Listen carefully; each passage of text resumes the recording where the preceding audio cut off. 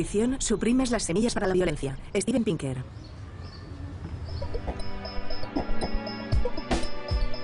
En contra de lo que se cree habitualmente, nuestros antepasados eran más violentos que nosotros. En este capítulo de Redes, volvemos a hablar del declive de la violencia con el profesor de psicología de la Universidad de Harvard, Steven Pinker. Junto con él, Edouard Punset analiza las ventajas y desventajas de tener un gobierno mundial, la relación entre la religión y la violencia, el caso particular de los Estados Unidos, la tendencia incipiente en Occidente hacia el vegetarianismo como una manera de evitar el sufrimiento de otras especies además de la nuestra, y el papel de la gestión emocional como una forma de ir a un futuro más pacífico.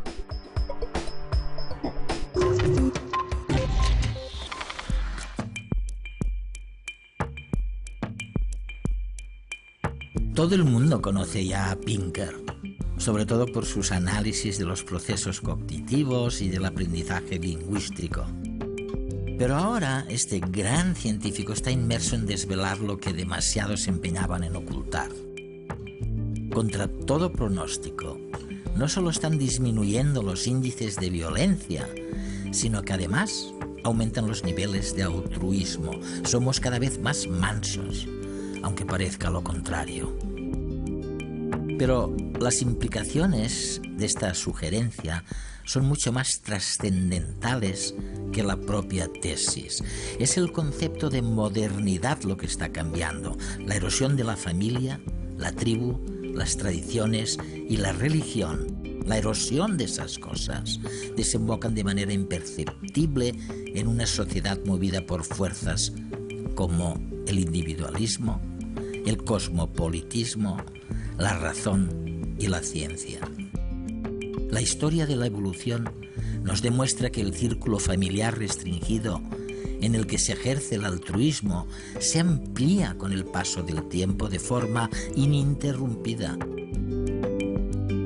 Vivimos en un mundo cada vez más empático y por eso están abocados al fracaso los que siguen defendiendo y practicando la violencia.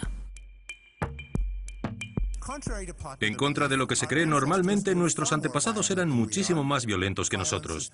La violencia ha disminuido durante largas franjas de tiempo y en la actualidad probablemente vivimos en la época más pacífica desde que existe nuestra especie. Esto es algo que yo llamo la ilusión del presente violento y creo que en parte se explica por el funcionamiento de la mente. Cuanto más fácil resulta recordar ejemplos de un fenómeno, más probable le parece a la gente este fenómeno. Se utiliza la capacidad de evocar un recuerdo en la memoria como un atajo para calcular la probabilidad. Si combinamos esta especie de estadística intuitiva con el hecho de que ahora es mucho más fácil informar sobre guerras y genocidios en todo el mundo, y con esta filosofía que tienen muchas cadenas de televisión de que la sangre vende, lo que se traduce en un sesgo a informar más sobre los acontecimientos violentos, entonces es cierto que vemos más violencia y más de cerca que antes. Y esto conduce al espejismo de que la violencia sucede en realidad más a menudo. Si nos encamináramos hacia un gobierno mundial, ¿las cosas irían mejor que ahora? Hubo muchos debates sobre la necesidad de tener un gobierno mundial durante los años 50, a finales de los 40, 50 y 60. Y luego la idea fue perdiendo fuelle. Algunos pensaron que las Naciones Unidas se convertirían en un gobierno mundial. La idea es que, dado que un gobierno a nivel nacional evita que los estados y las provincias luchen entre sí, un gobierno a nivel provincial impide que los ciudadanos luchen entre sí. Un gobierno mundial impediría que los países se enfrentaran. Hay una cierta lógica en el razonamiento, pero también presenta contradicciones. Una de estas contradicciones es que un gobierno no puede funcionar sencillamente mediante el uso de la fuerza bruta. Tienen que existir ciertos valores comunes o sentido de comunidad, de modo que las personas no se maten, aunque no haya un policía detrás de ellas vigilándolas. Es algo viable si se trata de un solo Estado, pero cuando pensamos en el mundo entero es mucho más difícil. La otra contradicción es que si no te gusta el gobierno de tu país, puedes trasladarte a otro país. Y el gobierno que no quiera que todos sus ciudadanos cualificados emigren, tendrá que luchar para que estén contentos. Si hubiera un gobierno mundial, los ciudadanos no podrían acudir a ningún otro sitio. De modo que el riesgo de que un gobierno mundial se vuelva autocrático o se estanque es mucho mayor. Y además, otro problema podría ser, como hemos visto con las Naciones Unidas, que a no ser que estén comprometidos con los derechos humanos individuales, si los delegados de ese gobierno mundial son los delegados de los distintos países, podríamos encontrarnos con una panda de representantes fascistas y de tiranos totalitarios a quienes no les importa nada su propia gente. Eso es, sí. En la Asamblea General de Naciones Unidas tenemos esos gobiernos autocráticos irrisorios que hablan y votan en contra de los intereses de sus propias gentes. Por eso, la idea de un gobierno mundial suena mejor en la teoría cuando leemos sobre ello que en la práctica. Tienes razón cuando me dices que si tuviéramos un gobierno mundial, no tendríamos a dónde ir si no estuviéramos satisfechos con él, ¿no? Muchos intelectuales durante los 50 defendieron que debía haber un gobierno mundial porque si no, nos enfrentaríamos a una guerra nuclear. Einstein abogó por un gobierno mundial. Bertrand Russell, de hecho, dijo que los Estados Unidos deberían dar un ultimátum a la Unión Soviética. Fue en aquellos años en los que los Estados Unidos consiguieron la bomba nuclear antes que los soviéticos. Probablemente dirían, o te sometes a un gobierno mundial o te atacaremos con armas nucleares. Russell argumentó que si los soviéticos también conseguían armas nucleares y no había gobierno mundial, la guerra nuclear sería inevitable. Así se pensaba en aquella época.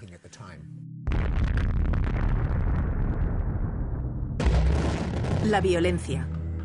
¿Es intrínseca a nuestra especie? Imágenes como estas, que vemos a diario en los medios, parecen indicarnos que somos violentos por naturaleza.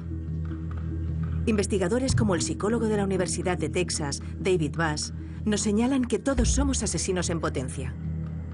Bass ha demostrado que el 90% de los hombres y el 80% de las mujeres fantasean, al menos una vez a lo largo de un año, con matar a alguien. Bass afirma que, para nuestros antepasados lejanos, asesinar era una manera efectiva de solucionar los conflictos y de aumentar las posibilidades de supervivencia. Si bien los impulsos psicológicos violentos de nuestros antepasados aún se mantienen, en el presente nuestro entorno ha cambiado mucho y matar ya no es una estrategia ventajosa. En cuanto al tema de los estados, hay algo que a la gente en Europa le cuesta entender a veces. En tu futuro libro sobre este tema, creo que lo explicas muy bien. Primero, planteas la pregunta de por qué existen esas diferencias en los índices de los homicidios cometidos por negros, que alcanzan un 30 y pico por ciento, un 37%, y los cometidos por blancos, que representan, no lo sé, quizás un 5% aproximadamente. Es un tema complicado de entender. ¿Los Estados Unidos son un caso especial? Todo esto tiene alguna explicación, me imagino, ¿no? Sí, los Estados Unidos son un país muy curioso. La mayor parte de los países europeos, al menos los países de Europa Central y Occidental, tienen índices de violencia muy bajos. Un homicidio por cada 1000 ciudadanos al año. No hay grandes diferencias entre España, Irlanda, Austria, etc. En los Estados Unidos, en cambio, las tasas de homicidios son 2, 3 o 4 veces superiores, algo curioso, aunque la situación por estados es muy heterogénea. No es una casualidad que se hable de los Estados Unidos en plural porque es un conglomerado de estados distintos. El norte es mucho menos violento que el sur y el oeste. Y los índices de violencia entre los afroamericanos son muy superiores a los de los blancos, aunque no siempre ha habido esa diferencia entre blancos y negros. A principios del siglo XIX, blancos y negros tenían índices de violencia similares, pero luego se distanciaron. Ah, sí. Los negros empeoraron y los blancos mejoraron, aun cuando la diferencia entre norte y sur siempre estuvo presente. El sur siempre fue más violento. Me parece que la razón principal es la presencia del Estado. explica tanto las diferencias entre norte y sur como las existentes entre blancos y negros. El norte realmente era una prolongación de Europa. Los asentamientos humanos se establecieron en torno a las jurisdicciones gubernamentales. El sur, en cambio, era montañoso. Sus rústicos habitantes vivían en zonas muy alejadas de las instancias legales, como en las antiguas películas de vaqueros, el antiguo salvaje oeste. ¿Qué decían siempre? El sheriff más cercano se encuentra a más de 300 kilómetros. Por eso todos los vaqueros llevaban armas para defenderse de otros hombres también armados. Así que reinaba la anarquía en gran parte del territorio norteamericano, especialmente en el sur y el oeste, hasta hace relativamente poco, comparado con Europa. Creo que cuando se instala la anarquía, dado que la gente no puede recurrir a su gobierno, a la policía, tiene que defenderse con su propio honor. Tienen que vender la idea de que son muy poderosos y de que responderán a cualquier insulto, cualquier provocación con gran violencia, para disuadir así a todo aquel que intente cruzarse en su camino. En cambio, si vives en un lugar donde la policía no está lejos, no necesitas ser tan machito. En el caso de los afroamericanos, si los comparamos con los blancos, durante mucho tiempo la policía se mantuvo alejada de sus barrios. La consigna era, ¿a quién le importa? Dejemos que se maten entre sí, no es nuestro problema. Por eso, creo que en muchas comunidades afroamericanas también reinaba la anarquía. De ahí que allí aumentaran los índices de violencia. Steven Pinker nos demuestra que la violencia está en declive. Sin embargo, existen lugares en los que esta idea podría parecer obscena debido a su nivel alto de agresividad. Si el mundo es cada vez más pacífico, ¿por qué algunos países son más violentos que antes? Las zonas con mayores índices de criminalidad del mundo tienen algo en común. Han sufrido un proceso de descivilización. Sus instituciones que mantenían el orden antaño han desaparecido o son ineficientes. Ello provocó una situación caótica que dio paso a milicias, guerrillas y mafias. En este contexto, es común que la población se vea obligada a ejercer la ley por su cuenta, ya que no puede contar con las instituciones oficiales, generalmente corruptas o casi inexistentes. Jamaica, México y Colombia, por ejemplo, están muy castigados por el narcotráfico, y ello ha provocado un aumento en el índice de criminalidad. Colombia inició la guerra contra el narcotráfico en la década de los 80 y México en 2006. Desde entonces, la violencia entre las partes que se juegan el control del país ha aumentado aún más. Otro ejemplo es el de la antigua Unión Soviética y el de Sudáfrica, donde colapsaron los sistemas políticos del comunismo y del apartheid respectivamente. Independientemente del beneficio de estos cambios institucionales, esto provocó un estado de descontrol y un rebrote de la criminalidad y de la violencia. A medida que las nuevas instituciones se consoliden, los ciudadanos podrán recuperar la confianza perdida y los niveles de violencia de estos países volverán a bajar. Algo parecido están sufriendo los estados que pasaron de una sociedad tribal a colonial y de ahí a la independencia. El nivel de violencia, alto de por sí en las sociedades tribales, aumentó al ser colonizadas porque la población no veía lícito el poder extranjero. Después de unos años en que la violencia se mantuvo estable, esta volvió a aumentar cuando estos países alcanzaron la independencia. La lucha armada entre distintas facciones para lograr el control de esos países es generalmente desgarradora. Si bien nos parece que estos casos de violencia están muy extendidos por el mundo, en realidad son excepciones a la tendencia global hacia una vida más pacífica. Oye, hay algo que también me preocupa. Una vez establecidos los hechos, digamos, una vez fijado el porcentaje de muertes causadas por la guerra, ¿qué pasa con la religión? ¿Qué ocurre con esas cosas o actos crueles que ya no son fruto de los hechos, sino de las ideas, de la religión en sí misma? Algo que se puede decir de la Biblia, también del pueblo hebreo, según parece, de los musulmanes, de los católicos. Esa es la historia, ¿no?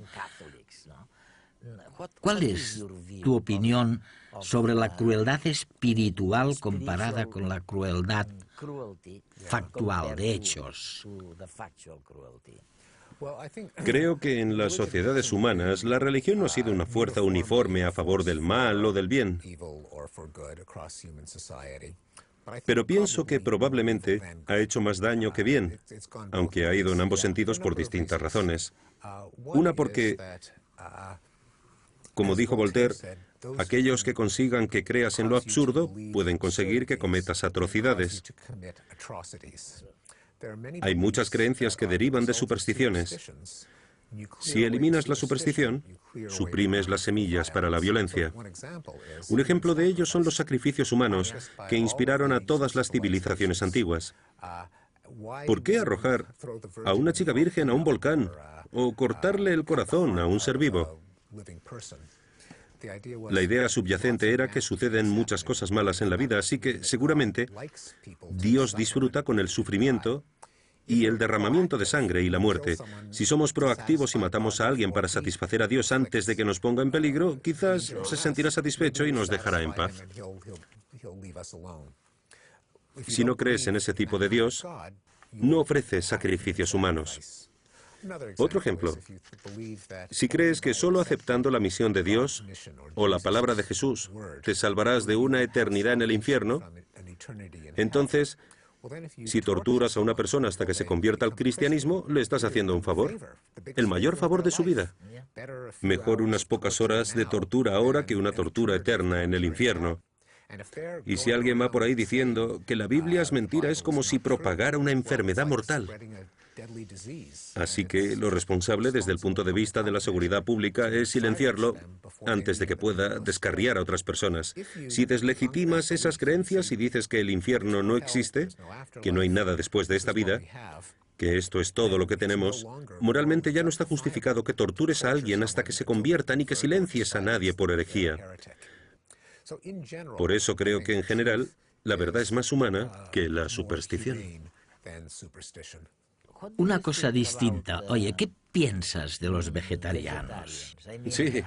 Algo que he descubierto en tus trabajos también es que, a pesar de que la violencia ha decrecido, el porcentaje de vegetarianos no ha cambiado. Sigue siendo el 3%. En los Estados Unidos, correcto. En Inglaterra son más. ¿Por qué? ¿Por qué no se produce un cambio, un gran cambio en ese sentido? En lugar de seguir comiendo carne, matando animales vivos. Creo que es interesante, porque a pesar de que la mayoría de la gente todavía es carnívora en Occidente, bueno, quizás es porque ser vegetariano no es la expresión más clara de nuestra preocupación por el bienestar animal. Por un lado, si yo me hago vegetariano, todavía habrá todos aquellos que solo comen hamburguesas y pollo. Así que de poco servirá mi contribución. Además, se podría decir que un animal criado en un entorno humano y sacrificado sin dolor y con rapidez, seguramente esos animales viven una vida mejor que sus compañeros salvajes, así que comer carne no es intrínsecamente algo cruel, aunque en la práctica a menudo sí lo es. Si nos fijamos en las demás medidas de bienestar animal, al margen del vegetarianismo que implica ese sacrificio personal a favor del bien general, donde la gente puede llegar a decir, no puedo cambiar lo que hagan los demás. Si nos fijamos en otras medidas, como apoyar leyes en referéndums que impidan a los granjeros maltratar a sus animales, veremos que son muchos los partidarios de esas leyes, incluso en los Estados Unidos, que están menos avanzados que Europa. Podemos fijarnos en la preocupación de la gente para que no sufran los animales cuando se filma una película. Antes, si se tenía que rodar una escena donde se moría un caballo al caer por un precipicio, sencillamente se empujaba al caballo por el precipicio y punto. Ahora todos son simulaciones y ningún animal sufre en las películas. Si nos fijamos en la legislación que regula la investigación, yo recuerdo cómo en mi época, en mi campo, la psicología Se trataba muy mal a los animales cuando era estudiante. En cambio, ahora las leyes son muy estrictas. De modo que hemos creado un marco normativo para proteger a los animales que ya no depende tanto de las decisiones personales. Todo el mundo tiene que obedecerlo y creo que la legislación futura va a proteger todavía más a los animales de granja y de laboratorio. Existen diferentes formas de agresividad. Miremos un ejemplo. Al cazar, los gatos se agachan al máximo para no ser vistos. Hacen el mínimo ruido posible y, cuando ven la oportunidad, se abalanzan sobre su presa velozmente y, si tienen éxito, la matan de unos pocos mordiscos. En cambio, cuando se encuentran acorralados, arquean la espalda, bajan las orejas, sacan las uñas, emiten sonidos por la boca y se lanzan a arañar al contrincante. Todos los mamíferos tenemos circuitos cerebrales diferenciados para cada tipo de agresión diferente que somos capaces de ejercer. En el caso de la ira, por ejemplo, la amígdala es el director de orquesta, ya que su función principal es procesar las reacciones emocionales. Después de iniciada una reacción de ira, y según la información que reciben de la amígdala, otras regiones del cerebro darán las órdenes para ejecutar la respuesta más adecuada: huir corriendo o atacar. La forma de agresión más sencilla responde al dolor o a la frustración y se conoce como ataque defensivo. Este reflejo típico de todo mamífero lo podemos ver en humanos cuando nos golpeamos. Muchos podemos reaccionar despotricando y pateando objetos. Estos actos de defensa los controla el miedo que, al igual que la rabia, nace en la amígdala, pero utiliza distintos caminos para manifestarse. Otro tipo de agresión que también está regulada por la amígdala es la violencia por dominancia, que da lugar a las típicas escenas de las peleas en los bares. Este tipo de agresión está regulada por la testosterona, la hormona masculina, y por ello la violencia por dominancia es más habitual entre los machos que en las hembras. La depredación es la agresión más común en la naturaleza. La violencia cometida en estos casos es meramente un medio para alcanzar un fin que en el mundo animal suele ser alimentarse. A diferencia de los demás tipos de agresión, la depredación no tiene un componente emocional y por ello no depende de la amígdala. El caso típico es el del pescador que no odia ni teme a los peces, simplemente los mata por una cuestión de subsistencia.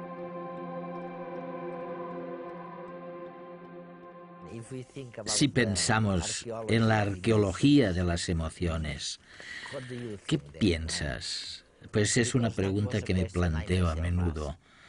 ¿Nos estamos encaminando hacia una situación donde las emociones se gestionan mejor? Ya sabes, hemos aprendido a gestionar nuestras emociones y entonces somos cada vez menos violentos o somos idénticos a nuestros antepasados. Sospecho que nuestras emociones no han cambiado demasiado. La gente sigue teniendo fantasías violentas donde matan a los que no les gustan. A la gente le sigue gustando las formas de entretenimiento violentas como los videojuegos, que tienen más éxito que nunca. Si bien es cierto que los índices de violencia hayan ido disminuyendo, creo que lo que tenemos es cada vez más autocontrol. Quiero decir que ponemos en práctica nuestra capacidad de no actuar bajo nuestros impulsos violentos. También tenemos una cultura que penaliza las manifestaciones violentas como el machismo, la defensa masculina del honor. Ahora lo consideramos algo ridículo, inmaduro, infantil, un comportamiento propio de niños en lugar de considerar que es propio de grandes hombres o de héroes.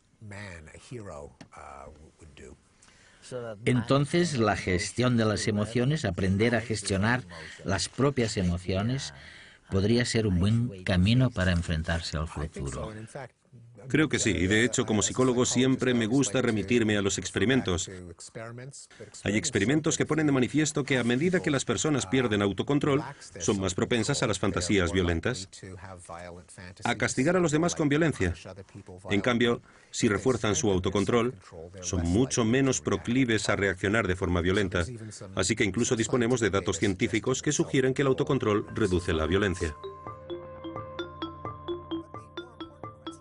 La pregunta más importante es ¿por qué ha disminuido la violencia? La respuesta es que nadie lo sabe a ciencia cierta, pero hay 3 hipótesis plausibles. La primera es que, tal vez, Thomas Hobbes tenía razón, y la vida en estado de anarquía es repugnante, brutal y breve, mientras que en un estado democrático con monopolio de la violencia, puede reducir la tasa global de violencia al eliminar la tentación de atacar, que se castiga por el Estado. Una segunda explicación de la disminución de la violencia invoca a la lógica de los juegos de suma no cero. En ciertas circunstancias, la cooperación puede ser beneficiosa para ambas partes de una interacción. Un ejemplo evidente es el reparto del dividendo de la paz. Cuando 2 enemigos deciden deponer las armas y dividirse los recursos que de otro modo se dedicarían al conflicto violento, ambas partes salen ganando y están mejor que si siguieran combatiendo. La tercera explicación recurre a la metáfora de un círculo que se expande. La evolución nos dotó con un sentimiento de empatía. Por desgracia, la aplicamos por defecto solamente a un círculo estrecho de amigos y familiares. Pero durante el transcurso de la historia, el círculo se ha ido expandiendo, y una emoción que al principio únicamente se aplicaba a la aldea o a nuestros parientes de sangre se ha ido ampliando con el tiempo y ha pasado a incluir primero el clan, luego la tribu, la nación, otras razas, ambos sexos, y debería acabar incluyendo a otras especies.